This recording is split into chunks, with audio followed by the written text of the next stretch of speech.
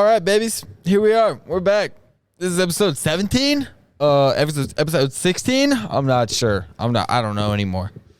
We're doing too many things over here. All right, but this is another episode of Combat on the Couch with the Uglee Franco, hosted by, it is Kearney Combat Sports. All right.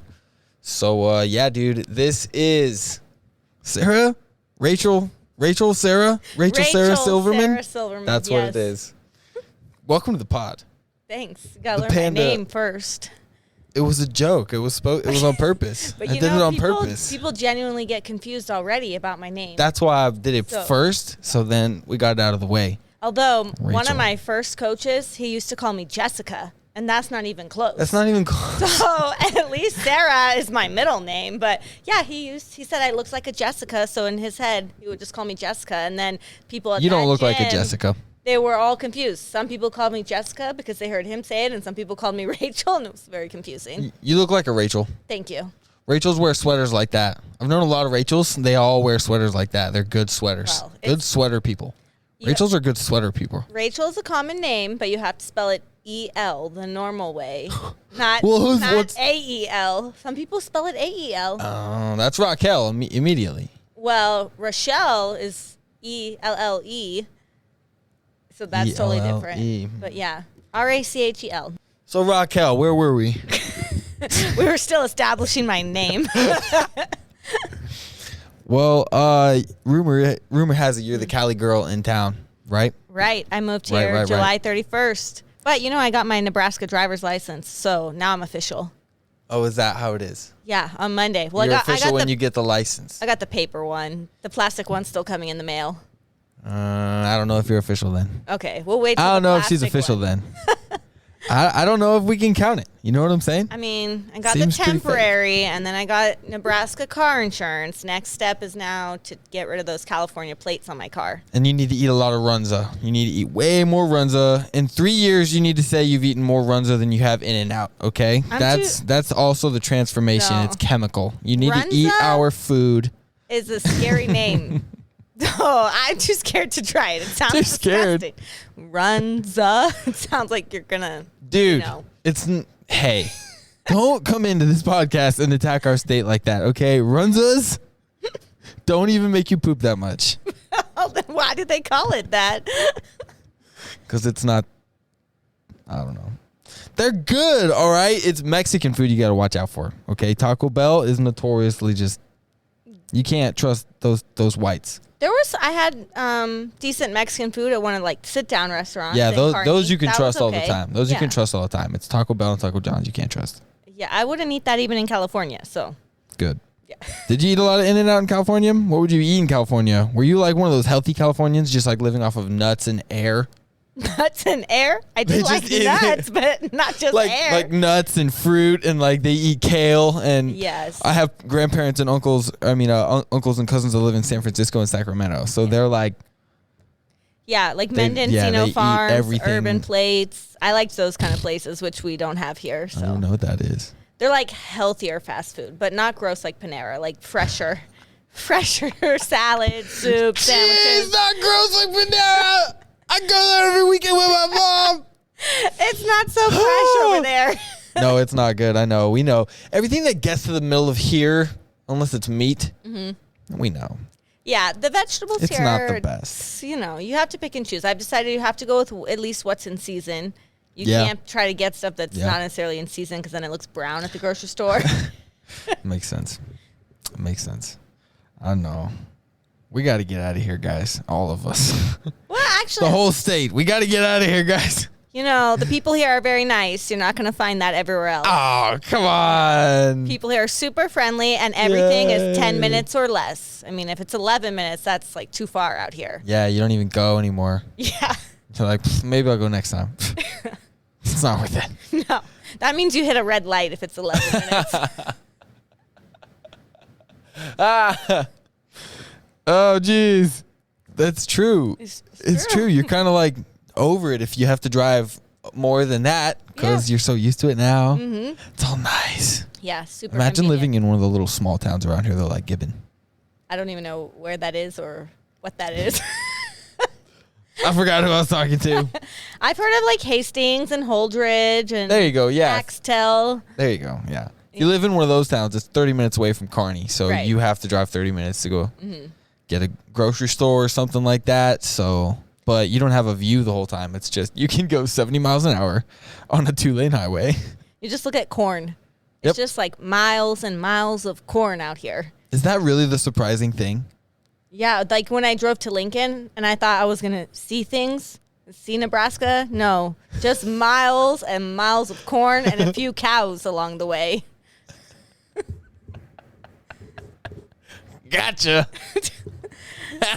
I have been to Holdridge, where Speakeasy is. Oh, yeah, that's a good time. I've never been there. My parents and I went there in May when I came to look for a place to live. All right. The people who hired me here, my dad told them, I want the best steak in the state of Nebraska. And so that's where they took us. Really? And my dad thought that we were going to get murdered because we followed them in our car. And he's like, where the heck is he taking us? It is like sketchy, middle of nowhere, dirt road. Like, how could there even be a restaurant out here? And then lo and behold, bam, there it is. No windows. And it's just like this wood building that says Speakeasy. And you go in and it's like a beautiful, fancy restaurant. Costs you half as much as what it would cost you in California. So my dad bought everybody's dinner because he was like, wow, this is so much cheaper than California. Hey, he seems like a nice guy. I've got a birthday coming up. I think I should invite him. You should coordinate it for his next visit. All I want to do is go to Applebee's, man, see if he fit the bill for that. Oh, yeah, he'll definitely pay for that. Applebee's, that's not even like a Nebraska thing. That's just a... It could be me, you, and him for my birthday. I don't care as long as I'm not paying. That's a good time. That's hilarious. I never hear these stories about, that kind of stuff because I'm just here all the time. But I can't believe you've never been there to Speakeasy. No, that's still too expensive for me. It's half the price of what you guys pay. It's still more expensive, too expensive for me. You have to like date a girl who can take you on a date there or something. I mean, it wouldn't be preferred, but if it happens, yeah, that's probably the only way it's the only way it's gonna go down. Okay. Yeah. I mean, maybe I can take a credit card loan out, Just for dinner? Yeah. I mean, it is a pretty good steak. And that's the state of things right now. They have a dessert called crack. Ooh, it's very good. Hey, don't... you did it? You did crack? No, I ate it. She ate the crack. It was very good. But I think it's seasonal. They only have it certain months is what I heard. So I don't know if they still have it. The crack? Yeah, the crack. Crack is only around certain times a year? My goodness. Is it plumbing season that it's around? It's so terrible. I love it. This is what I do, I just kind of come down here and I have fun and then, we find out things. But this is an Elite Mindset podcast, so let's get down to business. I didn't know we had a title. Yeah, this is Combat on the Couch with the Uglee Franco, an Elite Mindset podcast. Oh, okay. So, AKA. What's an elite mindset? What are you looking for? That's what I'm saying. I don't know. You tell me. No, I'm just kidding. Let me ask you a question. Okay. Let me ask you a question. All right, let me formulate questions through the clouds here. Through the iCloud? Through the iCloud. You're going to share it with me? Can I email it to you because I have a Samsung, so I can't you don't have an AirDrop. Apple. Yeah, no, I can't AirDrop it. That's one extra step you have to take. You gotta take that green text message. Yeah, I heard they're getting rid of the green bubbles. I think so that it's less annoying to people or something. I can move in silence now. I think it's all gonna be blue. I don't know. I can be broken blue. No way. What a world we live in. So why did you get out of California though? Did you needed some husky dudes in your life? You said I gotta get away from these California 10s. All right. I'm a Cali girl. I'm a Cali 10. All right. I'm going to go find me a Nebraska 4 who's rich, though. That's what we're going to do. We're not going to find any of these dumb 10s up here in California. You're going to come out here and find a rich 4. Is that what it was? Is that what your dad talked you into? My mom did say that, farmers, they make good money. Huh. And so she look at all this corn. She was like, maybe you'll marry a farmer. And I was like, I don't know about that. How am I going to randomly meet a farmer? But But yeah, no, I actually left. That's how I felt when I was 18. I felt like I had to get out of California, and I went to undergrad in Massachusetts. And I only applied to East Coast schools because I felt like I grew up in a nice sheltered bubble. And, I loved my parents, but I wanted to experience the world. I wanted to be independent, grew up, so I went to school far away. And then I went back to California. I did college, undergrad for 4 years, stayed there for like 3 more years working, and went back in 2011 to California. But I came here for a job. Right, yeah. Truthfully, I came here for a job. Got hired as an assistant professor, University of Nebraska, Kearney. But the reason I even thought of applying was because of Nita and Scott Unruh. They're the ones who convinced me about how amazing Nebraska is and how amazing the school is, and I really wanted to work for Nita. So what do you think once you're here? What do you think? How long have you been here? Well, I moved here July 31st, so August, September. Wow, already like over 3 months. It's flying by. It's been a while. Yeah. So you're staying busy for sure. Oh, yeah. Super busy. Okay. Obviously, I found a jiu-jitsu gym right away. I had already looked that up before I even agreed to the job. Right. I made sure there was that jiu-jitsu. was super important to you. Yeah, because that's my main hobby. So spend a lot of my free time, whether it's training jiu-jitsu or coaching jiu-jitsu. Yeah. And then teaching. And I've done a little bit of exploring, sightseeing, things to see. Here in Nebraska? Yeah. All right. Tell me about these sites. Okay. I've been to Lincoln. And I've been there a couple times. Well, there's a Trader Joe's. So I've been a couple times to Lincoln. Yeah. She's for sure from California. Yeah. Looking for the Trader Joe's. That's an added perk. And then I saw like the state capitol. Yeah, it's a good time. And some parks and gardens. Yeah, it is. It's nice. Lincoln's actually really beautiful. It's not bad. It's not bad at all. For the towns around here that you have to visit, it's a big place. Mm-hmm. Fast drivers. Not really. Fast drivers. There's no such thing as fast. Well, okay, on the interstate I-80, people do drive pretty fast. They always have California plates. Well, that's why California and Colorado, they go like 90. I've been careful because I'm like, they're going to pull me over just because I have California plates. Yeah, they don't like Why do you think I'm changing it this week?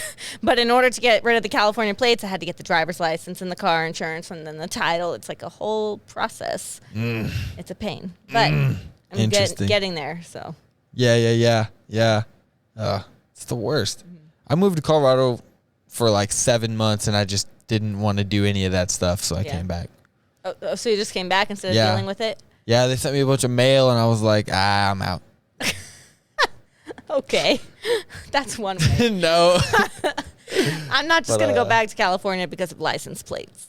No, okay. Well, you're stronger than me. You're stronger than me in this Panda. We said, all right, we're out. The Panda's cute, though, so Thank you. Okay. Thank I'm you. excited for our new shirts with the logo. Oh, yeah, me too. Yeah, I'm pretty pumped for them. soon, right? They are. The store is closed, and shirts will be mailed to us, I guess. I don't even have to touch them. Yeah. Yeah, Sailor, right? What Sailor, a life. They do everything for you guys. What a life. It's fantastic. So you've been training over there, jiu-jitsu, how many years? Almost 8. Not quite. Yeah, because I started when I was 30, and I'm 37 now. So Nice. Yeah, long time. Talk about starting something starting jiu-jitsu old. when you're not old. When you're an adult. I'm almost 30. I'm only 25, but I say only to keep me. But in jiu-jitsu, 25 is a little old. You're a master once you hit 30. So Really? adult is 18 to 29, and then you hit 30, and you're in the masters divisions. Oh. So I'm master 2 now in jiu-jitsu terms. Hey, dude, don't get cocky 40. in here, all right? Keep it, hey, don't get cocky, kid. Okay, all right, master 2. Yeah. Okay, so you're a what belt? Brown belt. Brown belt. Yeah. And how many above that is white? Well, it goes white, blue, purple, brown, and then black. So That's it? yeah, next step is black belt. But I just got my brown belt during the summer, so it'll be a few years. So then what do the stripes mean? The stripes are telling you how close you're getting to the next belt. So once you get 4 stripes, then that means you're ready to either test or get promoted maybe or compete soon and then move up to the next belt. Every gym has their own policies or ways they do things. But we just had some promotions last night here at Kearney Combat Sports. Yeah, I saw that on social media. Who decides that? How does it? Well, Richard, since he's the owner of the gym, he was the one who handed out the stripes. Right. But they're affiliated with Lincoln BJJ. So, for example, like Chelsea, now she has 4 stripes on her blue belt. So we're going to start to prepare her to test for the purple belt. So Hold up. Yeah. Slow it down. Who does somebody call us and say, "Hey, Chelsea, it's your turn to get the purple one up a stripe."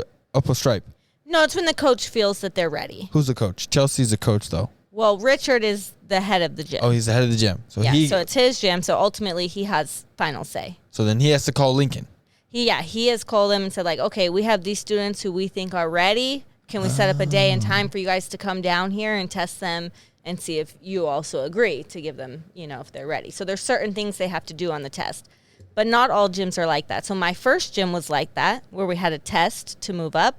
But my second gym at Triunfo, it was more just when Felipe, the owner, the head black belt, felt that you were ready and that you deserved it based on what he's seen either in your training on the mats or through competitions as well, or sometimes a certain amount of time that you've been at a belt. But it's usually based on your skill level. So then why was that a difference between the two gyms? Is that because that second coach is like more of like a serious black belt? Like he's kind of, if he says so, then okay. The first gym was more like here where it was affiliated with another gym. Okay. So the other coach had to come in and test us. So we had our main head coach who was a black belt, but he still had the person who gave him his black belt come in to test his students just when it was time to get to a new belt. So he handed out the stripes, but he would bring in the person who gave him his black belt to do the belts. But at Felipe's gym, he has been a black belt also a much longer time. And he has multiple stripes on his black belt. He did judo growing up as a kid and then black belt as an adult. And so for him, that's just how he wants to run his gym. He just bases on when he thinks people are ready. And I think he's pretty fair, call the shots. About when he promotes people, about based on their skill level, their amount of time, their effort, competitions. You don't have to compete. Some people never compete, and that's fine too. And you still will eventually move up the ranks. But he also knows your goals. So he knows, for example, if you want to compete, he may actually hold you back just a little bit longer because he knows it's much harder in competition. Like a competitive purple belt is much different than a recreational hobbyist purple belt. Not that one's better or worse, but if your goal is to compete and to win, you might be at that belt a little longer. Interesting.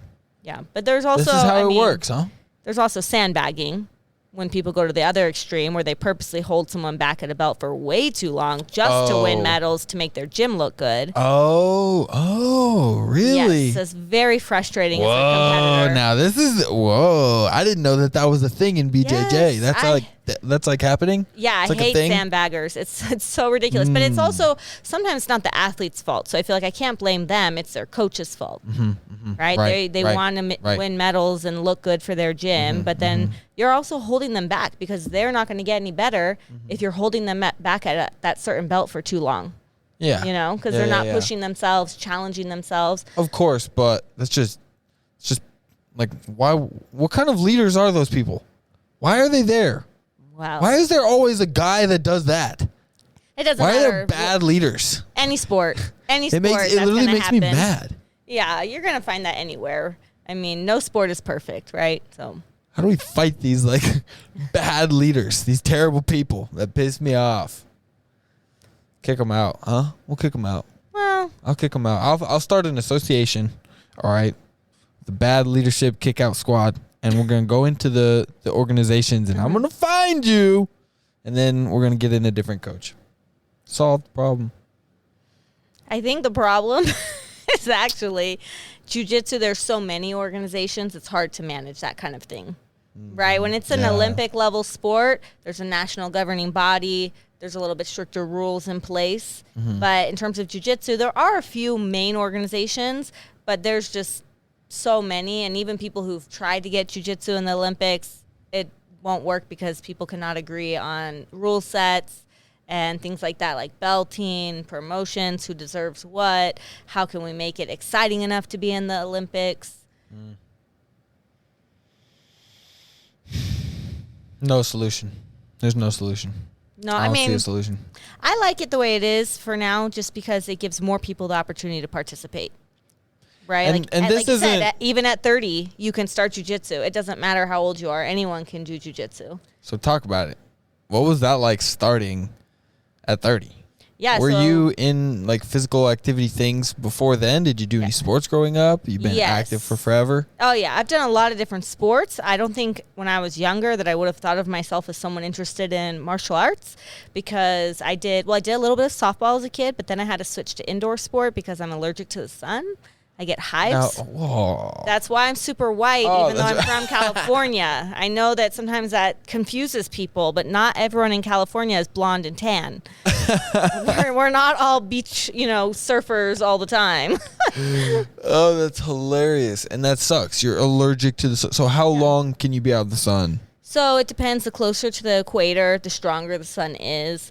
Then, like an hour or two, I'd be fine. But when it starts to get like beyond 2 hours, I would probably start to get hives. I mean, because it's not just the sunburn. Sunburn's one thing, but the hives are itchy. So I can take Allegra, though. Wow. That helps a lot. And I can take up to 4 if I need it. Wow. I don't usually need it. When I was a kid, though, my mom would just give me Benadryl, and it would knock me out for like 4 hours, like dead to the world. ODing on some Benny. Sometimes she said she'd have to check on me to make sure I was breathing. Yeah. It's no joke, that stuff. It's a good time. Mm-hmm. It's a good time. Sometimes. But don't do it for fun. No. But it's a good time. Have you done any illicit drugs? Do you do any drugs? No. Is this supposed to be a kid-friendly podcast? Yeah, and that's a good question. Okay, we want to know if you're on drugs or not. Well, no. I've never done any drugs. I don't smoke. Okay. I don't really drink either. I mean, occasionally, but I'm not much of a alcohol drinker. Talk about the health benefits of not drinking and smoking. If you're an athlete, I think you should be aware of what you put in your body, right? If you're an athlete in any kind of sport, whether it's recreational or elite, you're using your body. That's your tool, and you should care about it. And those things, there's no good benefits from putting those things in your body. Right. There are a lot of fun-looking aspects of it, though. I don't know. When I look at some of those things people do, some of the stupid stuff they do, and then how they wake up the next morning and how they feel. But you don't always see that, though. You see what's on record, the night before, the fun. Like, some of that looks fun. Yeah, but some people don't even remember that, so was it worth it? I can have fun without alcohol and drugs. I feel like if you can't have fun without alcohol and drugs, then maybe the problem is with you. Boom. Yeah, no. I mean, yeah, exactly. You just don't need to do that to have more fun. And you get to wake up the next morning and do things again that are fun. Yes. You can go for another walk and see a squirrel. Wow. And enjoy the wind like I did today. Yeah, that's a Nebraska thing. Yeah, it's rough. Is there a lot of wind out in California? Not compared to here, because here there's nothing to block it. It's so flat. Well, a few weeks ago, it was right before we had that fall break, I went outside. It was so windy. I thought I was going to blow away. And then I'm like trying to open the door to the dry cleaners, and I couldn't even get the door open. And then when I did, I like slammed in my face, and I was like, oh my God, how are people supposed to? And then I was like, okay, now I understand drive-thrus, right? Like this is why people don't want to get out of their cars because of the weather here, right? So that's why there's so many drive-thrus here. I've never seen so many coffee drive-thru places. Well, that's a real epidemic. We've got too many Starbucks. There's 4 in this one town. There's too 4? Many. There's 4. You're right, because there's one in Target. There's one on that corner thing. There's one on the other corner thing on 11th Street. There's one. There's one at UNK. Yeah, in the student union we have Starbucks. There's one at Crown Plaza. Down south, the hotel. That's so that's nice. 5 then. That's 5 Starbucks. Plus we have baristas. They have 2 drive-thrus, right? No, 3 drive-thrus. 3. They have 3 drive-thrus. 3 drive-thrus. Shout out to them. Kits doesn't have a drive-thru, but I mean, and then the yellow place is it's a good time. Java Junction. Scooters. Isn't there 2 of those? Those are drive-thru coffee. Yeah, Scooters, but Scooters sucks. Why? You don't like them? You have something against them? I have a lot against Scooters. Oh, they had $1 coffee last month, thoh. That's a pretty good deal. Yeah. $1? I heard about it just from for black a student. Coffee, though? I think so, yeah. So I just stopped by there once because I'm like, myself. $1? I mean, you can't get Starbucks coffee for $1. Oof. Ugh. I think we should have all the corporate coffees go away. I think we should just have the small town coffees. Yeah. I do like that. They're all the better here. ones. There's a lot of small businesses here, a lot of family-owned businesses. Right. And I feel like Kearney does a lot to try to support those. It's all that's around. Who else you going to talk to? You got to talk to the people that do business around here. Yeah. If you start a business, you do it for long enough, you're going to do it. That's your business now. That's what it is. Yeah. You're in the middle of nowhere. There's 2 million people in this little bubble of Nebraska, and we all just do things with each other and support each other and talk shit on each other. That's why you're talking shit on Scooters? Yes. I don't know where Scooters is from, though. I'll talk but crap on that's a chain, I think. That's not a small. That's a chain. Right. I've seen that in other cities. Okay. But not in California. Okay, We don't have that over there. So I'm not talking about a Nebraska company. All right, we're safe. I won't get canceled. Yeah, I think it's another state. I hate Scooters, though. But I do go to them for burritos in the morning sometimes, and I hate them. I hate the burritos. I don't know that I would want a burrito from there. It's in a bag. Put it in a bag. Is it at least warm? Warmish. Warmish. They microwave it. Yeah. It's rough. It's a rough time. But when you got nowhere else to go, and that's the one thing on 2nd Avenue right before you got to go to work, it's kind of like, you got to do it. Don't forget, this is an Elite Mindset podcast. Scooters, you suck. It's a good time. So what are you a professor of here again? Sports management. Sports management. Yes. So managing or the business side of sports. So some people might want to work in athletics, like college athletics as an athletic director, ticket sales, marketing, or for the professional sports industry. So that's the types of goals our students would have. So not the exercise science side, athletic training. That's a different program in kinesiology.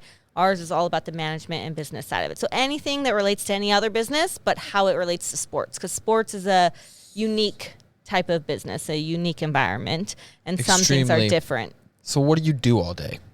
So sometimes I have office hours, which what does that mean? What are you talking about in those office hours? I sit at my computer and hope that students come in and talk to me. What do they talk about?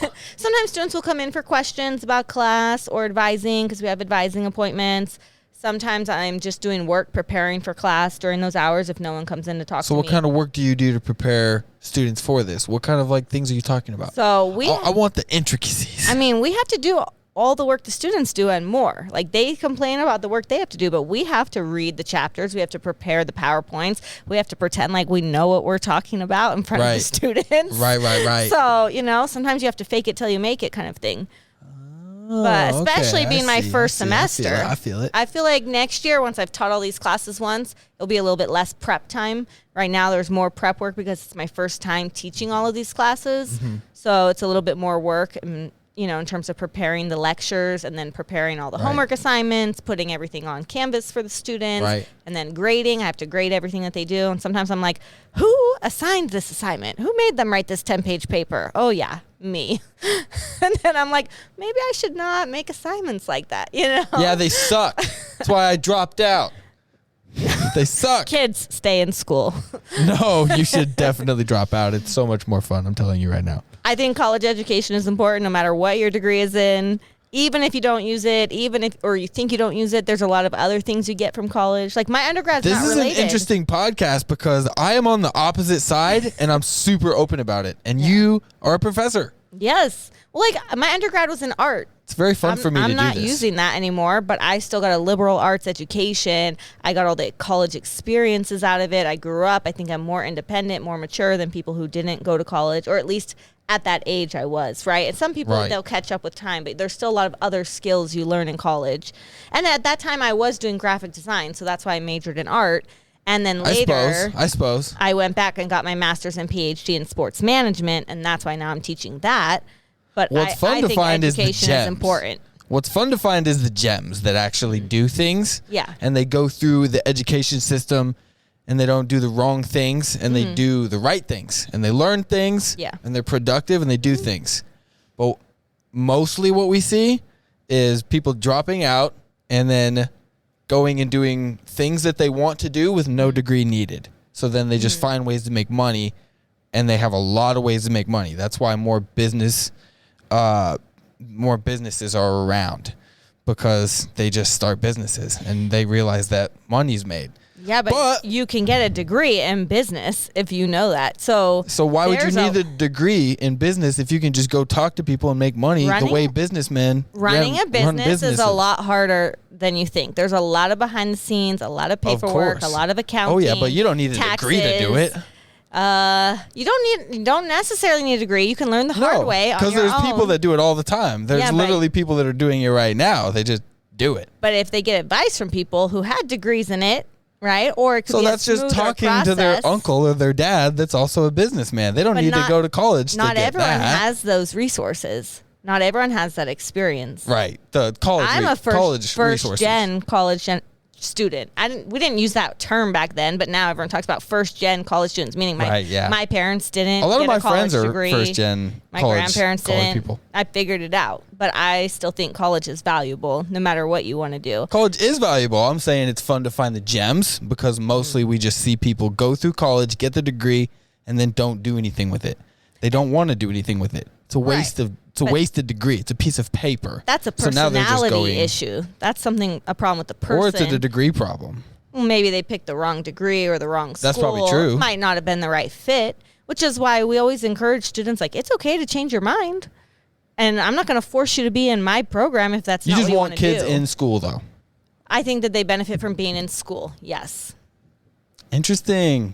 Even with, with all the schools that were shut down and the online learning, there's a lot of students that are behind because of that, because they didn't learn as well through that. And you can see it in their writing. You can see it in their communication. Some of them don't know how to have a conversation. They don't know how to talk on the phone to people. Like, that's part of the job. If you have a job where you have to do presentations, where you have group meetings, where you have most to work jobs, you don't have to do that people. at all. Most jobs you just get and you just do that job for a long time and you don't ever have to have a presentation. And are you going to be miserable for the rest of your life because you hate your job? Probably, yeah. Yeah, so I'm trying to avoid that. So you want to be the presenter. You want to be giving presentations. People find jobs that they like. Of course you're going to have to work your way up, but it shouldn't just be a mundane thing that you're pushing yourself to do. I'm going to work. Oh, I just sit at a computer. I don't talk to anybody. I don't do anything. Blah, blah, blah. No, of course not. Yeah. Hopefully in college you can experiment, try different classes, find things that are going to help you. For $15,000 a year, though. It depends. We have a lot of students. You get a lot of scholarships, though. There's scholarships, though. You can get those scholarships. Yeah. It's a good time. Or, of course. I know a lot of friends that they got the Warren Buffett one.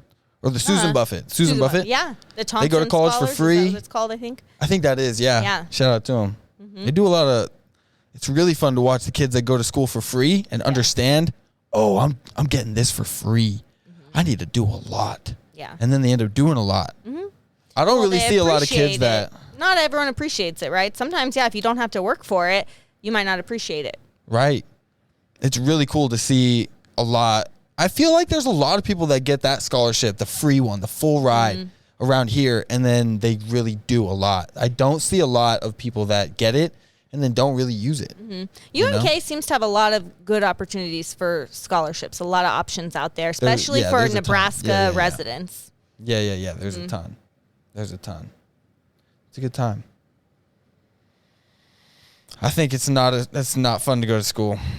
I don't think it's fun. I don't talk to anybody that likes it, though. You know what I'm saying? I wish that I talked to more people that liked it. But maybe that's why I became a professor, because I always liked school, even as a kid. Yeah, that's probably true. But I was just a self-motivated kid. My parents said they never told me, you have to get A's or you have to do this. You just have to pass. And they just said, you just came up with those ideas on your own that you needed to get A's and go to this is an Elite Mindset podcast. Yeah. Welcome to it. So some people, I think, just have that intrinsic motivation or determination, and other people need a little more push to do it. And it's, not right or wrong, just different personalities. Yeah. And then we might have different paths in life, and that's okay because there's a path for everybody. Yeah. Oh, yeah. No.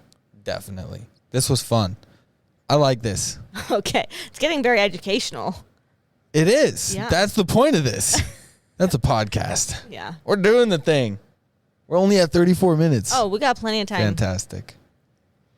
So you went to school from the beginning, and you just wanted to get good grades, and you did get good grades. So when you set out to do things, did do things get accomplished very easily because you're like that?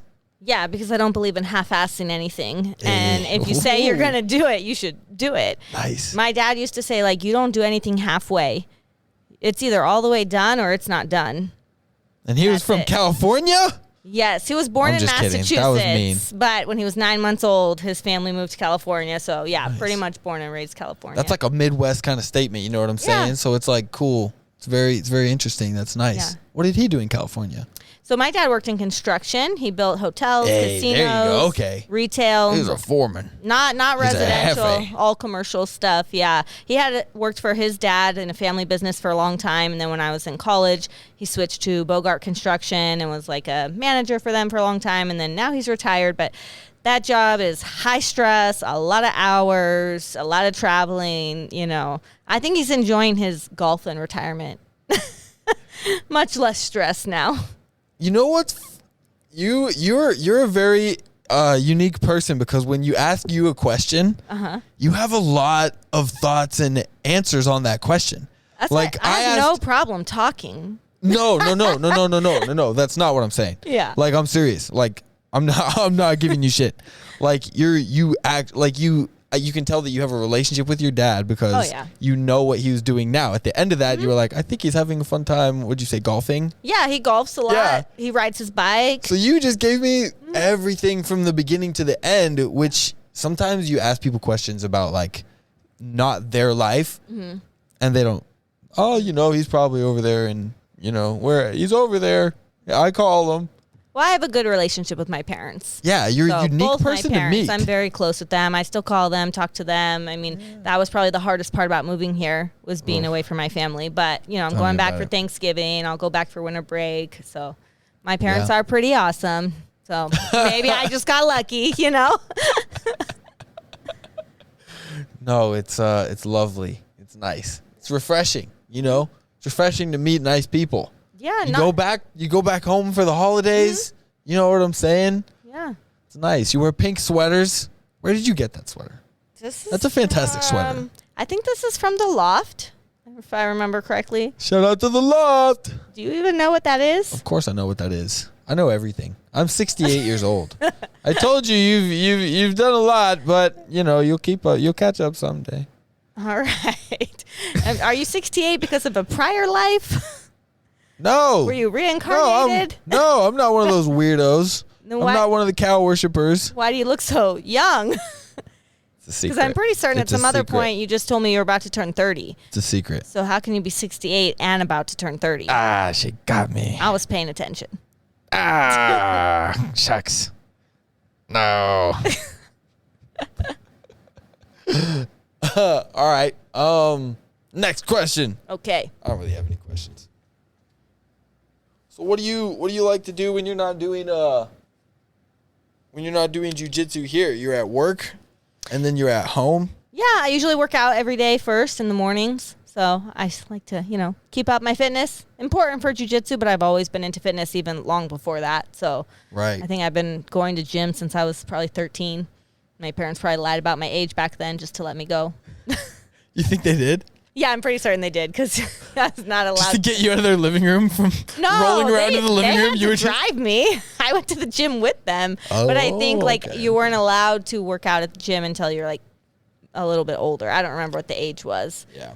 But that makes sense. I think kids shouldn't be allowed in coffee shops until they turn a certain age. Because of the noise? Yeah. Because they're obnoxious. Because they're turds, yeah. Because they run around and they touch stuff. They touch my stuff. I just don't like the constant screaming. The ones who are always screaming. I'm like, oh my God, please be quiet. Especially if we're going to a coffee shop to do work or to have a conversation, hang out with someone. But yeah. No, yeah. There's certain coffee shops that get it. You just charge more. Broke parents can't bring your kids there. Really? They charge more to have kids? No. I think like charge more the coffee. Like you just make the coffee more expensive. You make the food and the coffee more expensive. A fee to bring your kid to the coffee shop. Maybe that's an idea. I'm gonna, if I ever have a building that I own and I'm selling anything out of it, there's gonna be a child fee at the door. There's definitely a child fee for sure. Yeah, no. I mean, I don't have any kids. Do you want kids? I mean, do you have are you talking to a dude? Have you met a Cornhusker yet? I have not met a Cornhusker yet. I'm still on the market. Oh, but you are on the market for a Cornhusker. I am on the market. Yeah, I mean, I'm in Nebraska, right? So I guess it has to be a She's on the market for a Cornhusker. But yeah, I don't have any kids yet. I have a niece and nephew who just turned 1. They're twins. So my sister had twin babies about a year ago. They're super cute, but yeah. I mean, babies aren't cute. Don't lie. Well, I like the 4-year-olds upstairs when we teach the babies class, or they call it babies here. I call them minis because they're bigger than babies. I'd agree.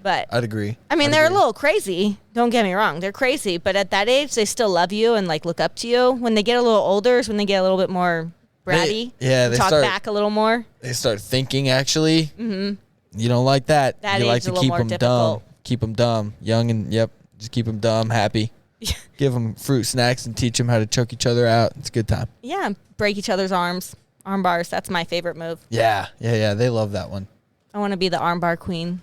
I think Brielle called me that my first week here because I armbarred her in my first class and I didn't know she was a white belt and I didn't know that she didn't know how to tap. Beating up the white. Oh. And I came in here thinking like, I'm going to take it super easy on the girls. I want to make friends. I don't want to make any enemies. And here I go breaking people's arms. And I'm like, shit, how am I going to make friends now? Luckily, she forgave me, and I didn't really break it. She tapped just a little late. She should have tapped sooner.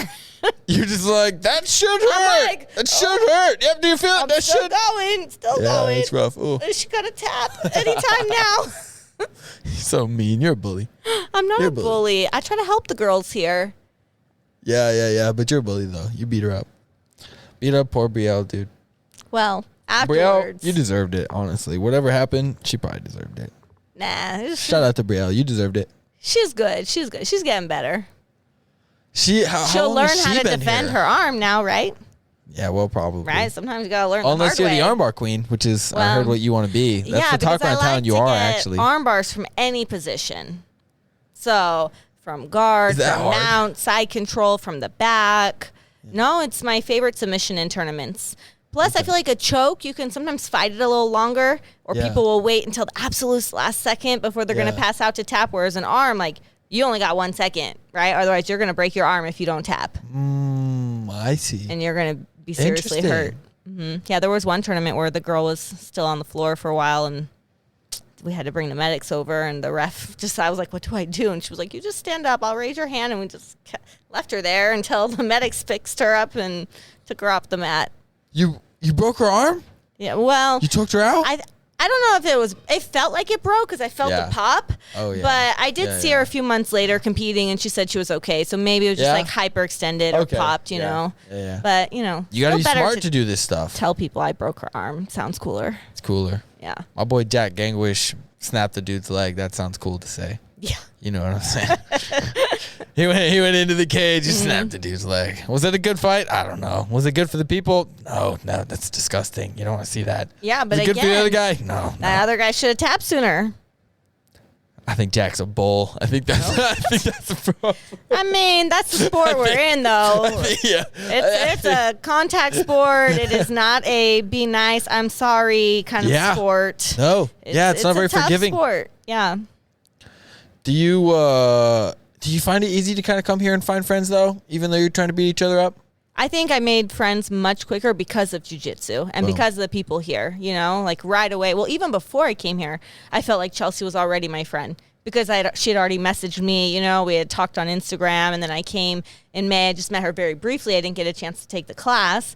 But, yeah, so I felt like, coming in, I already knew we were going to be friends, and we hit it off right away. And then I met all the other girls, like even the very first class. They were all talking to me after class, super friendly, especially when you come into a new gym. It can be a little intimidating. You're like, I don't know how it works. I don't know what the rules are like here, what everyone's like. And so it was really nice to feel that everyone was super friendly, welcoming, you know, and just made friends right away with all the girls. I don't see you having any problems in here. You're a very nice lady. You know, you're very nice to talk to. You're very pleasant. When I saw you the first time, I was like, oh, that's the person they've been tagging on Instagram saying that she's going to come here. It's like easy. You know, I'm glad we're doing this podcast now. It's a fun time. Like, I don't see you having any problems. We'll take you out in the town one time. I'll go with everybody. We need to go one Friday or Saturday night and just kind of wander around, do stuff. Yeah. Hang out. Sounds good. It's a good time. Yeah. Does that sound like the kind of vibe that you're into? Yeah, I've hung out with some of the people from here, more low key, nothing too crazy, you know. That's kind of the thing around here. Save your illicit drugs for another night. My goodness, when I get out the illicit drugs, you gotta watch yourself now. I mean, I don't know, based on our earlier conversation. Got that. No, just kidding. No. We have a good time. There's nothing to do around here other than play board games and go around and see the bars and see the, nightlife kind of stuff like that. After jiu-jitsu, which is the nightlife really because it's 9 o'clock when you get out of here. It's time to go to bed. What are we talking about? But we don't have jiu-jitsu on Fridays, or for right now we don't, or Saturday night, so. Oh, okay. Yeah. Yeah, we need to do something. I need to make a commercial. For the podcast? This place. Oh, for the place. Yeah, for the place. Okay. So I think we're going to shoot that next week. Maybe. Where are you going to air this commercial? Like on social media, on YouTube, or is this like a normal TV commercial? TBD. Oh, okay. We don't know. We got to make it, though. Yeah. So do you want to be in it? Yes, I would love to be in it. Cool. That's another person. I got to represent the girls. It's going to be like. And represent the brown belts. That's right. That's right. Yeah. I thought you were going to just say, and represent the Browns. White. I think we already established I'm pretty white. We'll have Jose and Fino represent the Browns. They said they're down. These days you can identify as whatever you want. Yeah, but I still identify as white. but you can't identify as whatever you want though here. We have rules. I know. We have rules. Nebraska is different rules. than California. I'm okay with it though. Good. Yeah. You better be. We don't want none of that liberal California ideology. No, Nebraska's getting worse, but I think the old people are getting worse, and the young people are getting better with like being progressive and being more understanding and being like a little bit more aware of your feelings. But I still feel like Nebraska crosses the line at certain things, whereas you get more towards the coast and the lines are blurred. Yeah. That's it. That's the PC way to say it, but we don't care about being PC because we're in the middle of Nebraska. Right. I'm in the middle. That's the cool thing about being Kearney is I can say whatever and be like, this is Nebraska. Yeah. So that's it's also the middle of the United States. Like Kearney is smack dab the middle from one side to the other. So. Yeah. I get everything. We get them both. We see them both. We accept them both. Yeah. But this is where the line is. There's still a line. It's the middle. And it's here. It's clear. Yeah. But it's a crazy world we live in, though. I mean, even to say that you can identify as anything you want, that's, I don't know, 10 years ago? That's a crazy statement. Yeah, you would have never said that phrase. Right. About anything. And that is a phrase. You can. Yeah. I think on certain job applications, you have to decide between 43 options. I know. It's funny because actually in Nebraska, there's less options on things, like even the driver's license. Oh, yeah, there is, because there's a line. Right. It's here. But other states, there's like 5 different options of ways you can identify. Exactly. More choices. Exactly. It's crazy. I don't know what's going on. I don't know what's going to happen. I don't know what's going on with the war. Should we talk about the war? Which war? Yeah, good point. But we shouldn't talk about anything real, but what's going on over there is nuts, though. Are you watching any of the stuff in Israel? Yes. So I'm Jewish. Stuff. No way. Yes. Maybe one other Jewish person in Kearney. For real, huh? Yeah, but I'm not very religious. I was always raised very reform. Right. I did have a bat mitzvah, and I can read Hebrew. There we go. No way. But. No way. Just like I think, any country is going to have its politics. Hey. Can you read it? Are you Jewish? No. Why did you get that on your arm? Because I like it. But there's no vowels. You did it like the traditional way with only the consonants. I just Googled. I told the dude at the shop to Google it and then put that. What it means? What was it supposed to mean? This life is not my own. Yeah. Yeah. Nice. Nice. Yeah, no, Big man runs it. I cannot have a conversation because they speak too fast, and it's been a long time, so I'm a little rusty, But, I could read all the prayers and... No way, that's crazy. Like that. Yeah. Well, my alma mater, so Brandeis University is where I went to undergrad. It's a university in Massachusetts. That's where I did my undergraduate education, and they're in the news because they banned this certain club that had saying statements in support of Hamas. And even though Brandeis is saying, like, their president's coming out and saying, we support free speech, but we don't support hate speech. No. So if you're supporting Hamas, then you could get out. It's just like with anything, free speech, there's a line. Same with anything in this country. There's always a line. Yeah, especially when there's a war involved. We're at war now, so that's what war is. You're going to break the rules. Mm-hmm. So, we don't support terrorist groups. Mm-hmm. So... There's a terrorist group, and they're working with another terrorist group, Hezbollah, and they're trying to do things. You can't support that in any way. Yeah. So you have to support the other one. Yeah, I think right. The one issue that I find sometimes is people get confused. Like, the terrorist group does not represent everybody who's over there. Yeah. Right? Yeah, that's true, too. So even like with Afghanistan and Iran, right, a lot of those countries, there's different terrorist groups, but that doesn't represent the whole country or every person in it. Right. Although they might be running it, right? Like Hamas was running that area, but that doesn't necessarily represent how everybody there feels. Right, yeah. And so some of those people don't care about that at all. That's where it gets a little complicated. Yeah, some of those people don't want that. They don't want their sons to grow up like that. Mm-hmm. It's unfortunate because the history that is actually going on the past 75 years is historic. It's like the same. It's like the same story. They have the same story. Wars, the same fights over and over again in the Middle East. Talk about genocide. It's like, well, you can't do that. But then you see what the only thing that they do is fight. That's all they know or understand sometimes. Yeah. And that's when you got to wipe out people. And that's crazy to think about and say. But I don't know. It's really unfortunate to see, though. I mean, it's insane to go on your phone and then, like, I'll just get, like, a news update or something, and then it's like really graphic stuff because certain like Instagrams allow certain things or something like that, and it's just like, or it hasn't been like caught yet, and I just got a really graphic taken down, I think. Yeah, exactly, and I just maybe didn't get the one like I got it before it got taken down, and I'm just like, dude, I'm in Walmart. Like, I just had like a shock factor in Walmart. And I'm like, oh my, I just saw like a decapitated baby or something. Yeah. It's like super gross. Like, but that's what they're going for, the shock factor. Yeah. Right? With the media and the images they choose, they're trying to get that emotional reaction out of you. Exactly.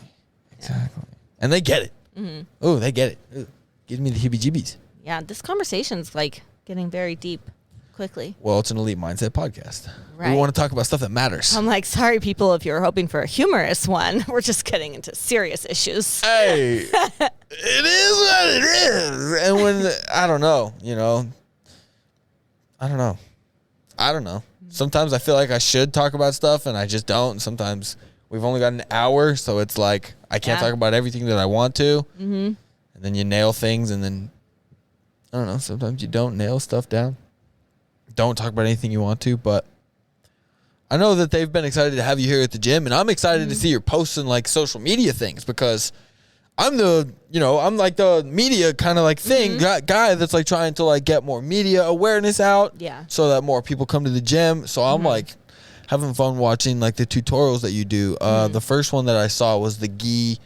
Oh, that is one of my most watched videos on Instagram, like over 5,000 views. Yeah, I was like, she should do a ton more of that. We should like get together and do more of that in my free time and your free time. Yeah. We should do things that, I put out a thing like, hey, what other tutorials do you guys want to see? One was how to fold your gi so that it fits in your bag better. And I was like, well, that's easy. It's a real question. Another one was about like more of a, what's the word? Not tutorial, like public announcement, safety announcement or something like, wear your shoes in the bathroom, people. That's disgusting when you go in the bathroom barefoot. So apparently I need to take a picture or a video of me walking into the bathroom with my shoes so that people understand, like, just because you do jujitsu barefoot on those mats, you should not be walking into the bathroom barefoot because that's dirty. And then you're going to track that disgusting germs back onto the mat. And when I'm rolling around on those mats, I don't want my face in the dirty bathroom floor. That makes sense. Right? I wouldn't roll my face on that. So no, put gross. your shoes on before you go to the bathroom, people. Yeah. Even if you just like slip them on, you know, like you don't have to tie them, but like something cover those feet. I would have never thought about it. Yeah. I would have never even thought about it. Yeah, someone commented on that. I'm like, all right, I guess I got to put one of those PSAs out. Whoa. Yeah. Okay. Another thing. Yeah, what was the other one? People don't know how to tie gi pants. I thought it was just the belts. I didn't realize it was that complicated. I was like, you just put it through the loops and tie a double knot like a bow, like your shoes. But some people wear their gi pants backwards, and then I feel bad. Like, should I tell them, hey, your pants are on backwards, bud? Or they don't put the so they get a partner. They get a partner to tie it every time. They put their pants on backwards, and then they get a partner to tie it for them every I think time? they just tie it all funky weird, and then they want to know why their pants are falling off. I mean, sometimes your pants are going to come loose, but if you put it through the loops and double knot it, it should stay pretty decently. But are we talking about adults here? Yeah, we're talking about adults. Kids, it's fine. Kids, I will help, with the gis. But yeah, no, there are adult males in this gym who don't know how to tie gi pants properly. Guys, I'm not going to name names, but I think that should be the next tutorial. Who is it? Well, it's embarrassing. Learn how to tie your pants. They're in my intermediate class. I said, you can't come to my intermediate class if you don't know how to wear a gi. Tie your pants. Put your pants on. Tie your pants. Figure out how to put your pants on. Tie your belt. I can tell you right now that I don't walk around with saggy pants. If they feel saggy, I probably ask somebody, hey man, is there a pants problem that I'm having? But I've never in the history of 25 years asked anybody that, actually. So, no. Figure out how to put your pants. Are we adults not putting our pants on? Yeah. Put your pants. I don't even want to say it again. Yeah. Feels stupid to say it again. But I think that should be the next one because it will go with, okay, we did the top half. Here's how the top half should look for jiu-jitsu. And that's more understandable. That's kind of hard. There's a belt. Yeah, well, I thought the bottom half was obvious, but I think you can't just assume that anymore about anything. Right? It might be obvious to me, but it's not obvious to everybody. Man, dude. I had to teach a lot of rules, too, here. Don't put your fingers here because that's illegal and you'll hurt yourself. Here? Yeah, you can't put your fingers on the inside of the pant. You can put it on the outside of the pant, but not on the inside. And that rule is there to protect yourself because your fingers could break. Yeah, but you can put your fingers in the butt part back here. Really? Just, try to only grab the gi pants and not the underwear and shorts and everything else. Yeah, I don't want to do that. I wouldn't even grab it. I wouldn't grab it. Oh, no, my old coach could have cared less. He just grabbed everything. And sometimes I'd be like, whoa, buddy, hold on. Let me at least hold my leggings while you pull my gi pants. And he would tell us in class, I don't pay attention. I just grab it all, whatever you can get. If they get a wedgie or it falls down, oh, well. Yeah. Oh, well. Hey, we're rolling. We're fighting. Yeah, exactly. It's a good time. I think a reason I don't do this is also because you guys give me these horror stories in this podcast. Oh. Because those are the better stories. These are the good stories. Well, slowly but surely, I'm like, I don't think I'll ever go up there. I'm just going to stick to golf. And yeah, but you did it once. I saw you go up on those mats one time. I did it once. Was that it? Uh-huh. That was it. Well, I did this 5 years ago. I came here. That's how me and Richard kind of first interacted. I came here and did this for free for 5 times and then had a talk. And it was just I'm doing comedy at this time. I was doing stand-up comedy, the little bit that you can around the middle of nowhere. Mm-hmm. And it was I need to double down on that or I need to do jiu-jitsu. And I feel like I have way more of a passion for entertainment and trying to be a dork. So I should try to do more things like that instead of put money and time into the gym for now. And then we came back. Full circle. But we're still not doing jiu-jitsu, so. Yeah. Which is what I want to do. I want to do it. It's it's on a huge rise in the United States. And it's fantastic. I'm learning more and more about it, and I just love it. Although, like you said, sometimes it is hard to describe it and actually make it sound good. Yeah, no, it doesn't sound fun. Yeah. You're rolling around with sweaty people, no personal space. You're touching each other. Sometimes, yes, you're in weird positions. I have to put my shoes on to pee. That's too annoying. I don't want to do it. That's too much work for you. It's too much work. It's mad annoying. I don't want to do it. And if you're a girl, your hair's going to get ripped out. You're going to have bruises all over your body. Yeah.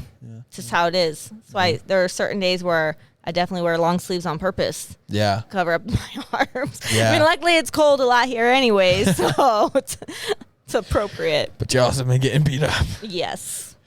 You're probably beating people up though, huh? You can get bruises for beating people up. Yes, but I mean, it doesn't matter. Sometimes I know we like to say jujitsu's for the little guys, but size still matters.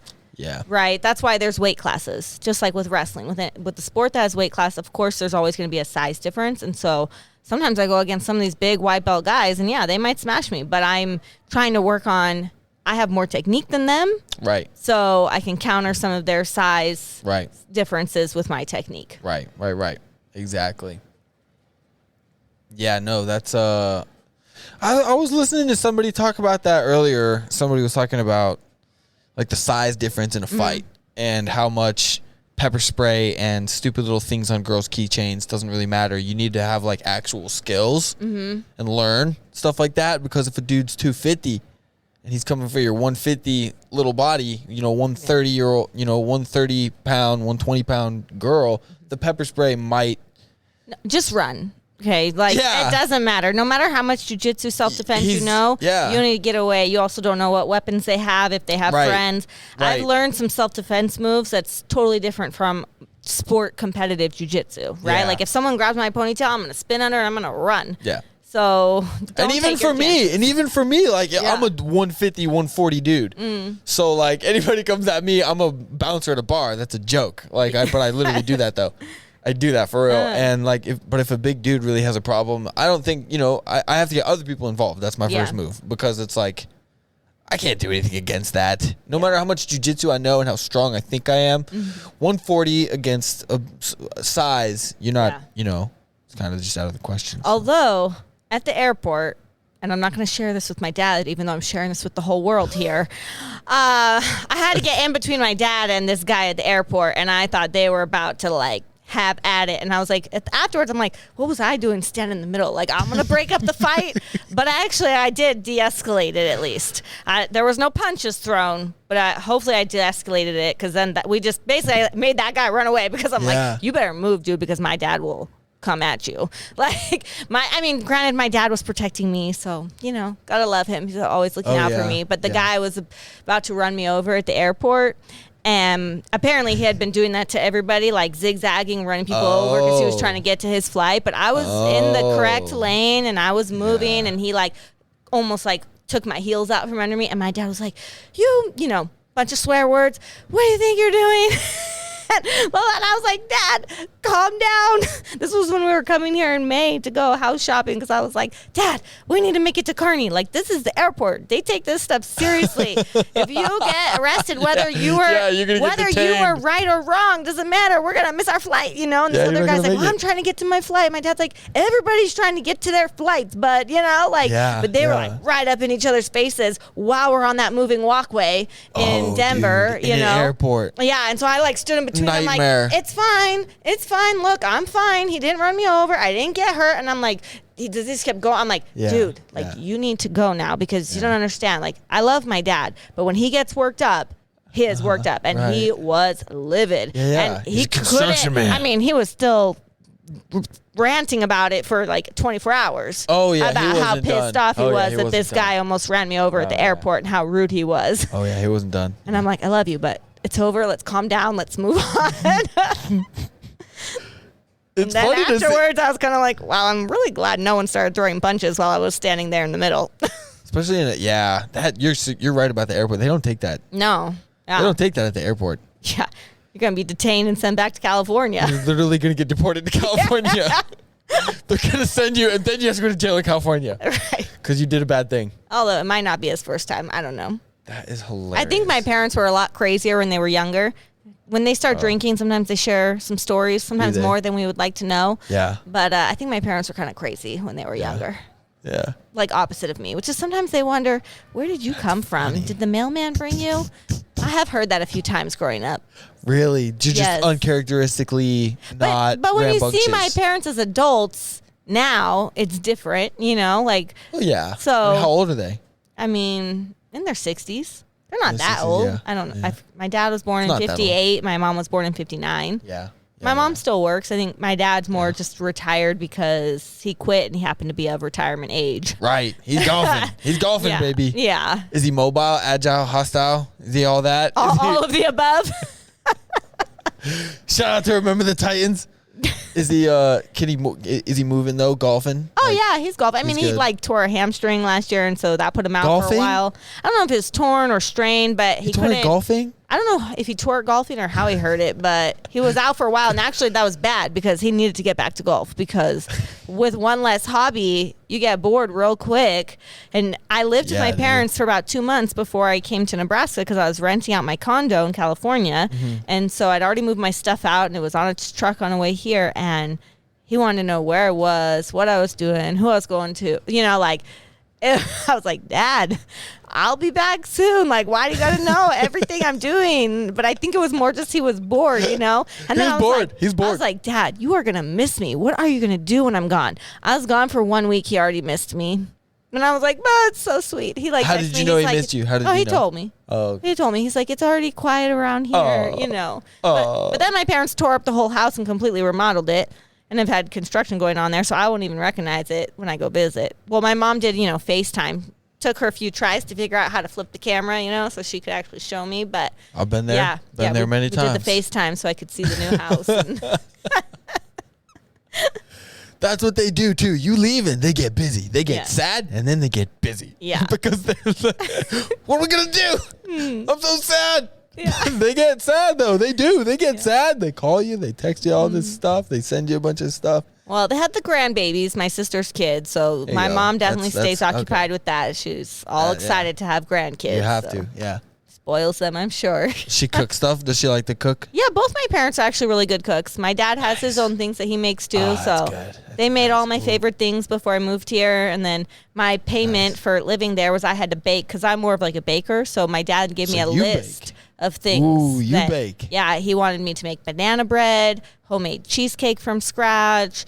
And I'm sure there was other things. Oh, yeah, when he used to come over to my condo to fix things, his payment, like if something broke and you need, he's pretty handy. His payment is homemade Toll House chocolate chip cookies with real butter. No margarine, no stuff from a box, like real cookies from scratch. That's what you had to pay him. That's it's pretty fair trade. That's arguably better than money. Yeah. That's better currency. It's more valuable. Mm-hmm. I agree. And I work at Perkins too. I'm a server at Perkins.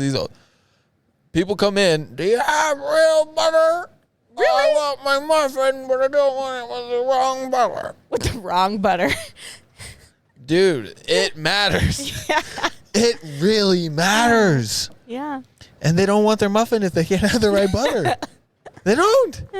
Or I don't want any pancakes with my country fried steak and eggs because there's no butter to go with my muffin, so that means there's no butter to go with my pancakes. Do you ever run out of butter, though? Like, you never run out of butter, right? Well, I have to answer the question. We have real butter.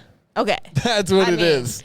I would assume that and this is what the spiel is every time. Do you have it? Every single time? And then, yes, we have it. Well...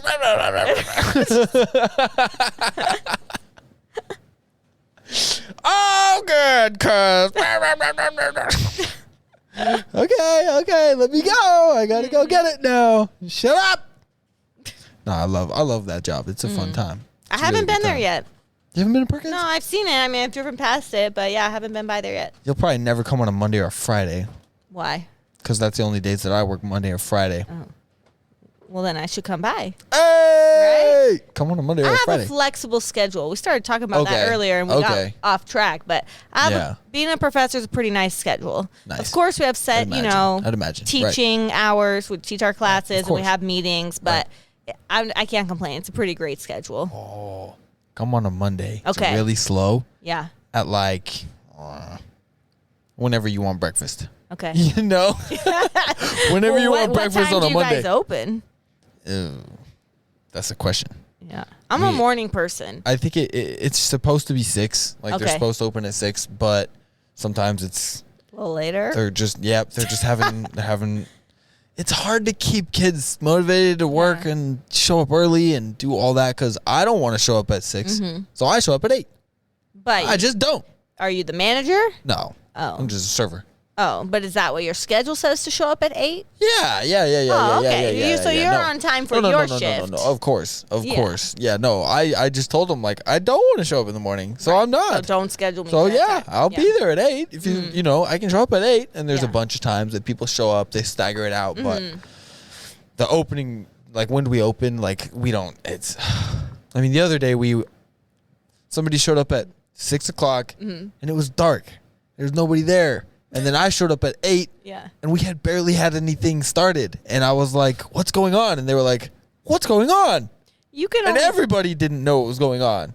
You cannot do that in California. If you say you're going to open at 6, you open at 6. Well, there's, Tom that showed up at 6. So it's like, sorry, Tom. Yeah. And then, maybe 4 other stragglers from the interstate or something. Right. So it's like, nobody's really coming. I know. It's a different town here. It's an entirely different vibe, and it's so slow and it's so stupid. But everybody knows everybody, and I love it. In a way, I love it. Like even when I was getting the car insurance, turns out that guy is a UNK graduate, and his son is going to be in my class next semester. He's in our recreation management major, and I'm like, what a small world, I was like, so I get a discount, right? And he's like, yeah, you get the UNK discount, and you get this. I mean, super helpful, super friendly. And now you know that guy. Yeah, exactly. So I know where he lives. He lives by Yenny Park. Boom. He commutes to Grand Island for work. Yeah. I mean, even like at the bank, at the mailbox, at the coffee shop, people like to talk to you here. Yeah. And I think it's so refreshing. It's so nice. At first week I was here, I was like, this is so weird. Everybody wants to talk to me like random strangers. And then I realized that's just how it is here because people are nice and they genuinely care. I don't know if it's because they have more time in their day or it's a different lifestyle, It's not as fast paced, but a little bit of both. Nice. Yeah. A little bit of both. You're right. I like it. That's interesting to hear because, we literally, it's like a little bit of a competition. Who could be the friendliest inside of a store? Really?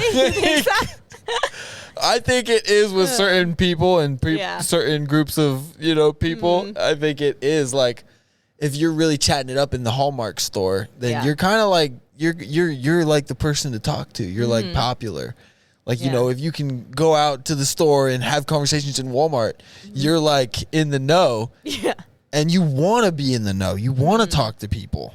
Yeah. So that's interesting. For the first week you were here, you were like, why are people talking to me? At first I was like, this is so weird. But then I was like, no, this is just how people are. People are genuinely nice. That's crazy. They're not fake, they're not. Nice. They might be fake, but you'll see that months later once you understand how it gets. Once you stand how they are. But for the most part, people are very face value. Mm-hmm. It's fun. Yeah, and even when I first came out here, like the people that I worked with, the people here at Kearney Combat Sports, everyone made sure, like I said, that I felt welcome, that I had things to do, that they were introducing me to people, they were giving me recommendations, where to go, what to do. I mean, probably too many. I wanted to get my hair done, and I was like, Chelsea, who do you go to? Because that's a big thing for girls. Like, I don't want to trust some random person.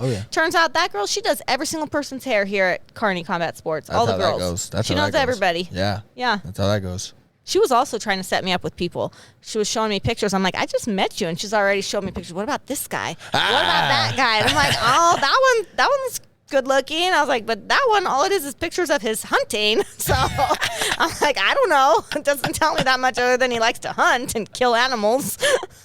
Deer. Are you into hunting? Are you into the hunters? Are you trying to find you a hunter? I have not done any hunting. I'm not opposed to it. Yeah. Right? But I also think it's fine. You can have your own hobbies and I can have my own hobbies. Yeah. It's interesting. This is an interesting way for me to think I'm trying to think as a California girl. Like what would You're trying to put yourself in a California girl's shoes. No, it's what I do. It's what I'm good at. So what do you think a California girl is like before you met me? Because I'm not a typical California girl.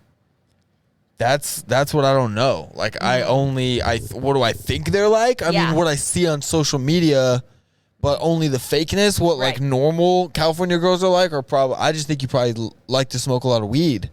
And you don't. No, not me. So that's like the only thing. That's literally. Yeah. I mean, it's legal. It's legal there. So there are definitely a lot of businesses and you will meet a lot of people who do. But that's like the thing. It's like, okay, so you're just a normal person. You do life. You go home. If you're not like, if you don't do anything like really out there and you do jujitsu. So that's like the thing that would be like, oh, okay, that makes sense.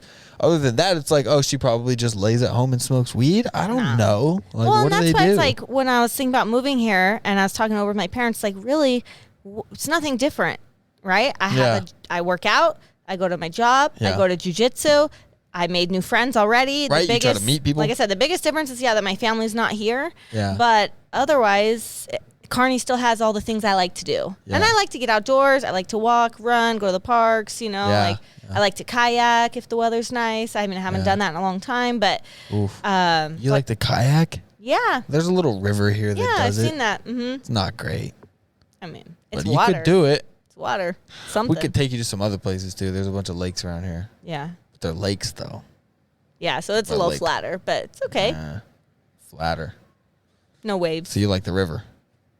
Well, if you go in the ocean, it's waves. But I was better in the harbor in California because the harbor's flatter, at least. Like kayaking or paddleboarding. I've done yoga on paddleboards, like headstands on top of a paddleboard. I could paddleboard. Can you do a headstand on a paddleboard? Probably not. I can. It's been a while. I might be rusty. Picture it didn't happen, dude. I have pictures, I'm you sure. do? Dang it. From years ago, yeah. Dang it. FBI gotta get on that. Take them out. That's crazy. I don't think I could do that. There's no way I could do that. That's a real athlete. But like I said, I've always been into different sports, fitness, even though I might have got into jiu-jitsu later in life. Yeah. I used to be a competitive figure skater, so that's totally different. But I loved it. You mentioned that in the other podcast. Mm-hmm. What? Yeah. But that's a solo sport, Jiu-jitsu, you have a community. You have to train with somebody. So I do like that. Yeah, but you did that, though. Yeah. Why did you do that? How? From what years did you do that? Age 17 to 25. So I started later. I did ballet after I found out I was allergic to the sun. When I switched to indoor sport, I did ballet. So circle back to that. So bad. And then in high school, as part of a school project, we had to learn something new. My dad had done hockey, so I grew up watching him do hockey. Whenever he was in the penalty box, he was on a timeout. That's what my mom told us, because he was one of those that got in fights sometimes on the ice, as I'm sure you can imagine already from our Your dad's a badass. About my dad. Yeah, he's pretty awesome. Your dad's cool. So, that's why he's the one who's been super supportive of my jiu-jitsu. He goes to almost all my tournaments. Obviously during the pandemic, he couldn't because I traveled, but he would watch them on Flow Grappling, and he would text me, and he watched videos to learn more about it because he did wrestling in high school, but the rules are a little different for jiu-jitsu. Do you have any brothers and sisters? I have one younger sister. The one who has the twin babies. So he's got only girls, and he's pumped that you're doing jiu-jitsu. Yes. I think he wanted boys. I think my parents were actually told that I was going to be a boy, and then bam, I popped out a girl. They had a different name plan for me and everything, and then lo and behold, a girl showed up. So, they came up with another name in the moment. I think my dad had a girlfriend in kindergarten named Rachel or something, but I don't know if that's a real story or that's a joke story. Really? Mm-hmm. What's the... Oh, jeez. Your family sounds cool. Your life is insane right now, huh? My life? Yeah, your life is kind of insane right now, huh? But, insanely awesome. Yeah, no, insane in a good way. Insane is good. Insane's good. Things are working out for me the way I wanted. Nice. Yeah. What do you see one of the hurdles of moving out here, though? Well, it was super expensive. Yeah, that's true. Next time, just sell everything and buy new stuff. Yeah, it wasn't worth it. The amount it cost you. Yeah, and then they always add on extra things. Fees. Stuff that's just ridiculous. Trash. Oh, the long hallway. Even though there's an elevator, they charge me extra to walk my stuff down the longer hallway.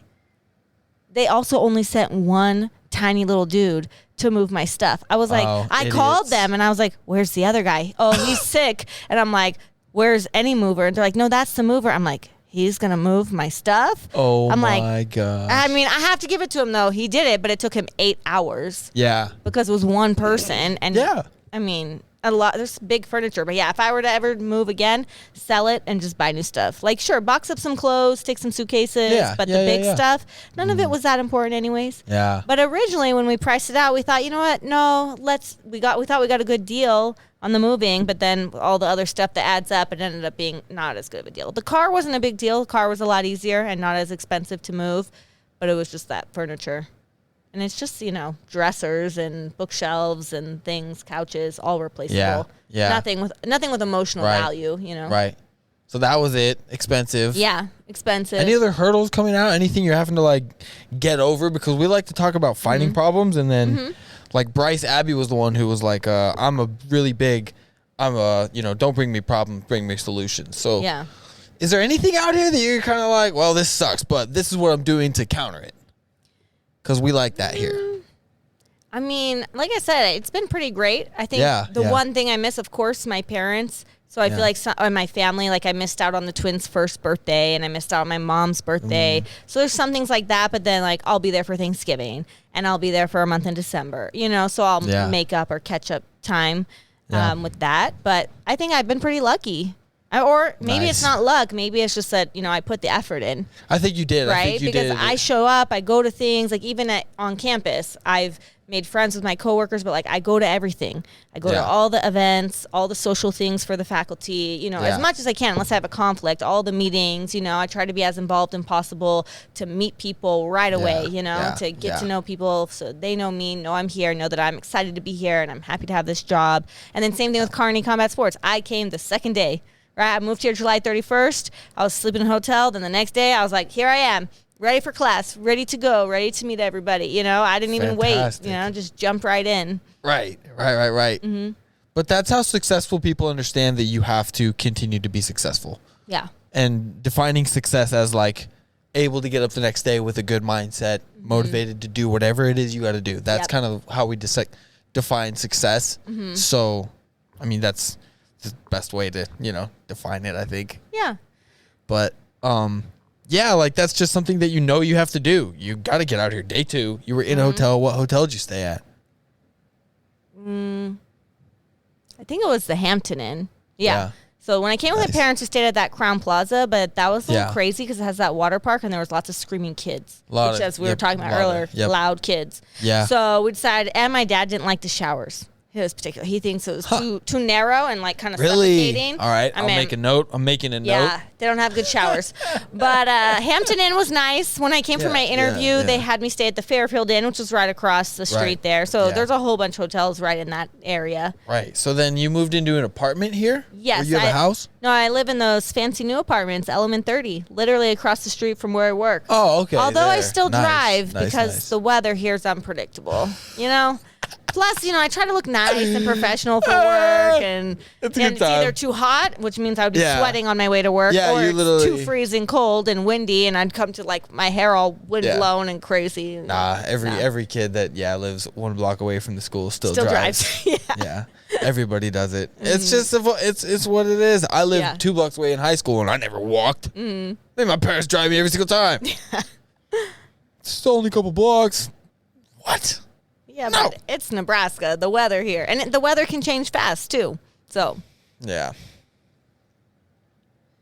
Yeah, that's no joke. I mean, today, it's literally freezing right now. It was nice today. I went for a walk with just this on early in the morning, and then, not early, it was like 10-ish, and then now the rest of the day is all dark. By 1 o'clock, it was dark. 2 o'clock, it was dark. Clouds are coming in. It's windy again. And that's how it is here. Yep.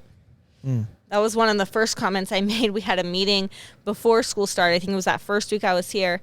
And I dressed all cute in a skirt, and I tried to look nice. And then I went outside and bam, it started raining. And so then I went into the office with this jacket on and then took it off. And they're like, oh, you look so nice. I'm like, well, I can't figure out how to dress out here because I thought it was sunny 5 minutes ago and now I'm soaked and I thought it looked nice. And they were like, no, your dress is appropriate because probably in a couple hours it will be nice again and then you'll be fine. And I was like, okay, that was very helpful.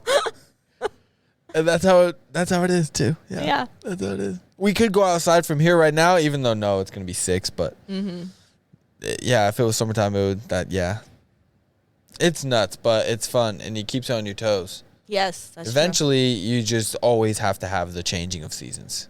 That's kind of like one thing that for me is a thing. I can't move to like Arizona because I have to have some snow. Yeah. I have to have it. Well, we don't, in California, we have a short, little, cold, rainy, little bit of a rain season, and then the rest is summer. Right? But here, you get that change of seasons, a color change. My parents literally took a trip in October or end of September, 10-day trip to the Northeast, even though they've been there, right, because I went to school there, but just to see the colors. Just to see the change of the season. They planned this a long time ago. Even my dad sent me an itinerary of everything they were doing and what hotels they were staying in case there was an emergency, and there's no cell service. I don't know. My parents are super prepared. Yeah, and they put at the title of the itinerary fall color trip, or or trip to see the fall colors.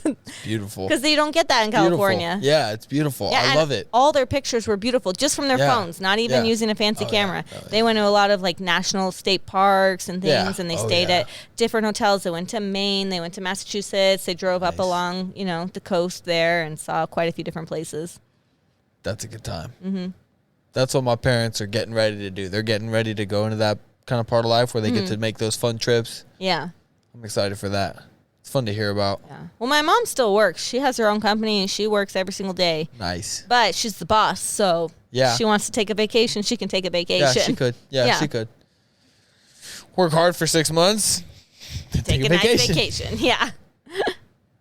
Nice. Well, we are at 1:25. We are at an hour and 25 minutes. Oh, wow. We went over, and I don't even think we hit some of the stuff we thought we were going to talk about, but that's okay. Every time. Yeah. That's how it always goes. But it was really nice to talk to you and really nice to meet you. Yes, thank you. This is the first official time that we've talked for more than like 3 minutes, not with a group of people. Well, yeah, around. We had the coach podcast, which was awesome. Yeah. But, this is our first one-on-one. One-on-one is the best. That's how you really get to know somebody, just for a little bit. Yeah. But it's the best. I love it. And the couch is such a, usually you don't meet people on a couch. So it's kind of an interesting, dynamic because you're so close. We put a panda in between. The pandas. Right. We get, right here. We're, right here, Yeah. Most podcasts, I feel like, are at a table or you have a little bit more, space in between you or at least your own chairs. So this is a very intimate way to communicate. Look at how short I am. My feet don't even reach the floor. So I kept trying to figure out how to sit because I feel like a little child with my feet dangling over here.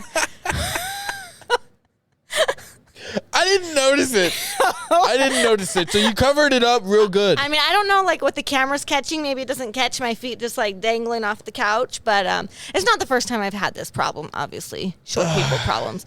Actually, Nita and Scott had me over for dinner, for steak dinner, one of my first weekends here. The people who, recruited me to Nebraska. Very good. And they have these high bar stools, and I couldn't get up there. And one of the other girls that came, Elena, she had to shove my butt up there so that I could get up on the seat because I couldn't get myself up there. I was like, who has bar stools this high? But they're taller, so they didn't think twice about it. And I was like, oh my God, someone help me. And then I couldn't get down, right? Then I had to jump up. Yeah, that's what I was gonna say. Now you gotta get down. You have to do the little butt scooch off and hope no one's looking and kind of send it. Hopefully you're not wearing heels. You don't twist one. Right. My gosh. Okay. Well, this was a good part one. I feel like, we might have a part two eventually. Oh, yeah. I'm not going anywhere. There was so much more that we could have talked about. Well, you're a coach now. Yes. So we have the coaches, we have the fighters. I teach the 4 to 6-year-olds, 7 to 9-year-olds, and now the adults as well, the intermediate gi class. So you guys got to come to my class. Yeah. Hell yeah. I need to do that intermediate gi class. Well, you're not allowed That's what yet, I would do. Sorry. I can't go to the intermediate gi class? You got to have more experience. You have to do fundamentals. Oh. You got to get 3 stripes on that white belt before you're allowed in my class. Are you kidding me? I'm not kidding. I'm serious. What if I don't want... Oh, man. So you got to put in some effort first. That's true. That is how it works. That is the hierarchy of things. Yes. You have to put in that effort to get those 3 white stripes. Yes. All right. Fine. Although How long does it take? That takes... probably at least 3 months for 1 stripe of serious training. So every day. 6 to 9 months of training 4-5 days a week. Probably at least 4 days a week. You could get there. So I'm aiming at the wrong thing right now. It could be a goal though, long-term goal. My goal should just be to show up. It should be to show up and learn. Don't worry about the stripes. Those will come. Just give me all the stripes though, dude. But so I have a surprise for Richard, which he'll find out. Because he did the stripes, last night in my class, and I was so happy. But his stripes were too fat. And they're when people had 4 stripes, it basically just looks like a whole white thing on their belt. And there's much better tape, so I ordered some, and I was going to bring it for him. But I had to order on Amazon because I couldn't find it at Target here. It's electrical tape, and it's a perfect thickness for the stripes on the belt. And so it came with a pack of 3. So I was going to give it to him as a surprise present. Here you go. So next time you can put better stripes on people. Because you suck. So either he'll find out first in the podcast or he'll find out when it comes. Amazon's a little slower out here in Nebraska. Yeah, I bet. So I could have gotten it same day shipping in California, but here you got to wait a couple days. But it will still get here. Probably by this weekend. This will come out Friday morning.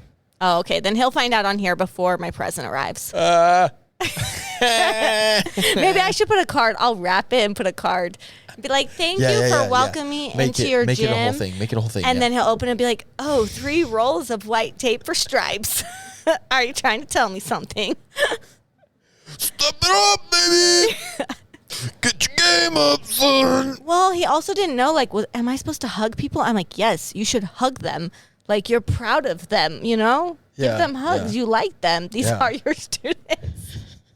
Do you not hug people or what? I hug people. In jiu-jitsu, we already hug people on the floor, right? So when they get a stripe, they deserve a hug. Okay. You know, like when they came up to get their promotion. I think you were just going to keep it professional with a handshake. No, he was going to keep it professional. I was the one who was like, no, you should hug them, Richard. It's okay. Yeah, like, he has a real hugging problem. You should tell him to hug more people. Yeah, just show a little more emotion. Yeah, he's he's a little bit of a stern-faced dude sometimes. Yeah, you should tell more people that, hey, Richard just wanted to let you know that you needed he wanted to go and get a hug from you. Yeah. You should tell more. Yeah, we should start that. Let's start that. Because he likes the fist bumps. He's good at the fist bumps. I'm just going to tell people to start hugging him more. Yeah. I'm just going to walk up and be like, hey, Richard, thanks for being an awesome gym owner. No. Don't tell him that. Don't tell him that. Don't lie to him. No, just kidding. But just going to give him a hug with no explanation? Yeah, we just need to hug him more. Until he starts smiling more. How about that? Okay. Because he smiles. He smiles. Yeah, he has good energy in his class. But he's very serious. Well, it is his business, so exactly. So it's his job to think about everything, and that can be a lot. So we're just gonna keep him on his toes with hugs. That's what we're gonna do. Yeah. Okay, but now send in like you could send in like mammograms, like birthday grams. We'll send in like hug grams. Mammograms is not the same thing. You know what a mammogram is? Cut that. A mammogram is really invasive. I started saying gram things, okay, and it's like a birthday gram. Okay, like that's what you meant to say. We'll just bleep out that. Went with the gram things, and then we just ran. I'm not bleeping it, but okay, that was funny. Yeah. I was like, I'm not sure that a hug and a birthday gram are the same thing as a mammogram. So what's a mammogram? It's like when they check your breast for cancer. That's right. Make sure it's all boob in there, nothing else. Yeah, nothing cancerous. And on that, we're out, baby. Okay. Bye.